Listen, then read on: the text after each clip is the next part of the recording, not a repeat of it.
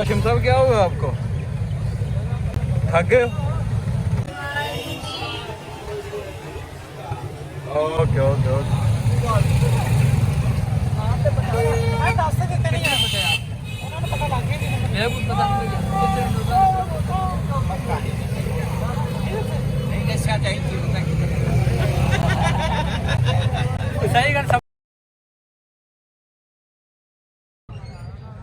ਕਿੰਨੇ ਦੇ ਰਹੇ ਨੇ ਨਾ ਇੱਕ ਵੀ ਸਹੀ ਹੈਗਾ ਦੇਸ਼ ਇੱਕ ਪੰਜੀ ਦੇ ਦਿੱਤਾ ਭਾਇਆ ਨਾ ਇੱਕ ਵੀ ਦੇ ਨਾ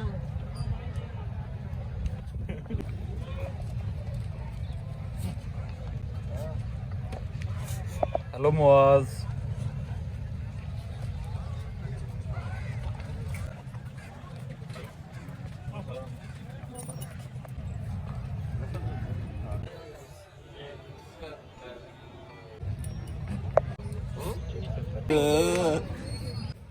टाइम अच्छा पीछे तो हो ना, मैं बताओ टाइम कौन सा टाइम?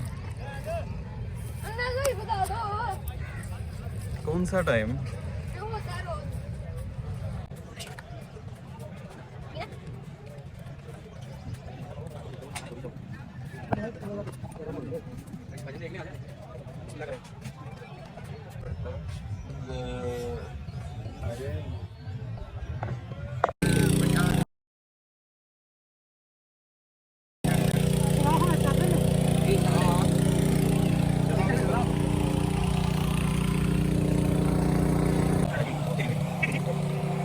छोटा मार्केट में आएगा नहीं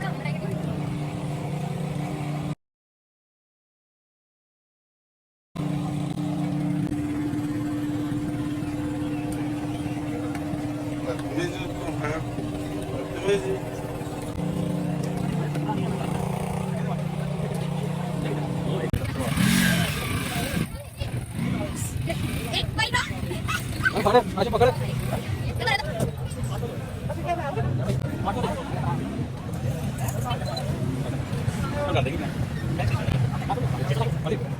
इधर